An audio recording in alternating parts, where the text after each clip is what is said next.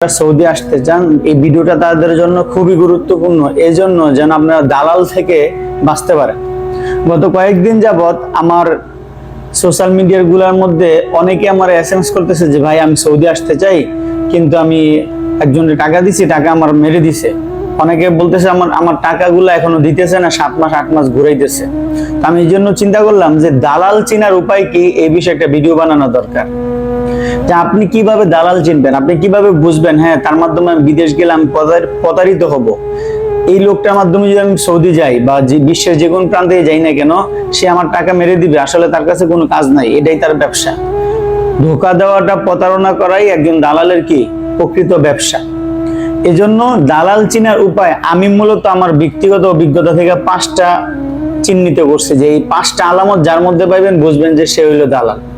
1 নম্বর আলামত হইলো যে দালাল আপনার কাছে ভিসাটা বিক্রি করার জন্য খুব বেশি পরিমাণে আপনার সাথে দেখবেন ঘন ঘন দেখা করবে, খুব ঘন ঘন দেখা করবে, আপনার সাথে এসে মিশবে, আপনার চা খাওয়াবে, হ্যাঁ আপনার সাথে দেখা করতে আসবে, রাত নাই, দিন নাই, সকাল নাই, দুপুর নাই, বিকেল নাই, আপনার সাথে দেখা করতে আসবে। 2 নম্বর হইলো তার মাধ্যমে সে যত লোক পাঠাইছে সেই লোকের কথা বলবে, অমুক বাড়ির ছেলের আমি পাঠাইছি, অমুকের ছেলের পাঠাইছি, অমুকের ছেলের পাঠাইছি, মানে যত লোক সে পাঠাইছে এগুলার কথা বলবে।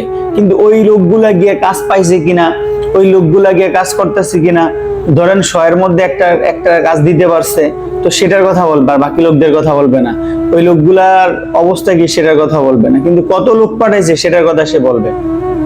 3 নম্বর বিষয় হলো যে দালাল সে আপনাকে নিজের মারপেটের ভাই বলে পরিচয় দিবে, আপনার খুব কাছের আত্মীয় হয়ে যাবে, ঠিক আছে, আপনি তার জীবনের সব ধ্যান খেয়াল যা আছে সবকিছু হয়ে যাবেন। তখন যতক্ষণ পর্যন্ত সে বিষয়টা বিক্রি করতে না পারবে, সে আপনার জন্য পারে না বাজার করে নিয়ে আসবে, ঠিক আছে।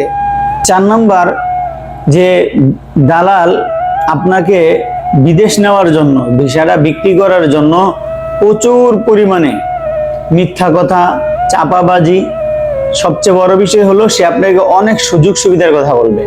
যেমন ধরেন আপনি সৌদি যাবেন, এসি রুমের মধ্যে থাকবেন, অমুক কোম্পানিতে আপনাকে চাকরি দেওয়া হবে, ধরেন আরামকো কোম্পানি হইতে পারে, আলমারাই কোম্পানি হইতে পারে, আলবাইক কোম্পানি হইতে পারে, এই ধরনের কোম্পানিগুলোর মধ্যে, অথবা নুন হইতে পারে, এই ধরনের কোম্পানিগুলোর মধ্যে আপনার চাকরি দিবে, আপনি এসি রুমের মধ্যে থাকবেন, এমন একটা কাজের কথা বলবে যে কাজটা আপনার সাথে যায়। এদের সবচেয়ে বড় প্লাস পয়েন্ট হলো এটা, ওরা যারা সৌদি আনতে চায় এদেরকে এমন কাজের কথা বলবে যে কাজ শোনার পর আপনি কি হবেন, সাথে সাথে তার জন্য পাগল হয়ে যাবেন, যে হ্যাঁ এই কাজটাতে আমি যাইতেই পারি, অসুবিধা নেই। তো এভাবে করে আপনার এত সুযোগ সুবিধার কথা বলবে, আকামা কোম্পানি করে দিবে, সব 1 বছর পর টিকিট কেটে দিবে, বেতন প্রত্যেক মাসের 28 তারিখ 29 তারিখ পেয়ে যাইবো, ঠিক আছে।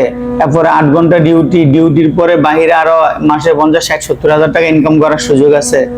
মানে যত রকমের সুযোগ সুবিধা, চাপাবাজি আর ফ্যাসিলিটির কথা আছে, সব কথা সে বলবে আপনাকে কনভিন্স করার জন্য, আপনি যেন তার থেকে বিষয়টা কিনেন, আপনি যেন সৌদি আসার জন্য রাজি হন।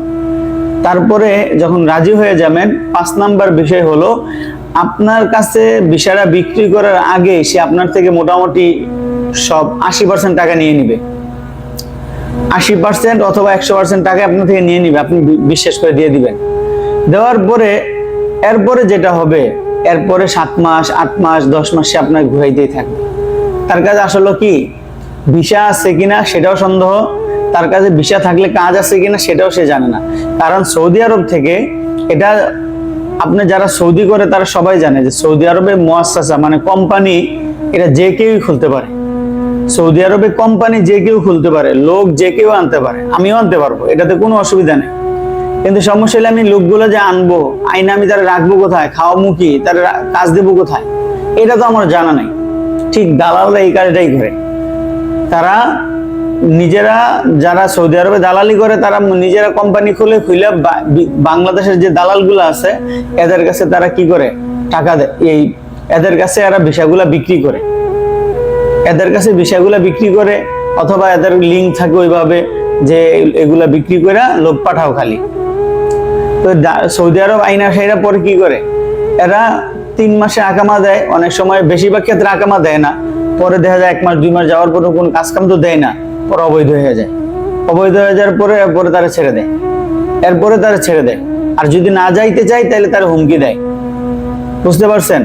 এই জন্য এই দালাল চেনার উপায়গুলা ভালো করে আপনি নিজেও শোনেন এবং শেয়ার করে অন্যদেরকে শোনার ব্যবস্থা করে দেন, যেন আপনার টাকাও নষ্ট না হয়, আপনার যেন কষ্টে ভোগ করতে না হয়।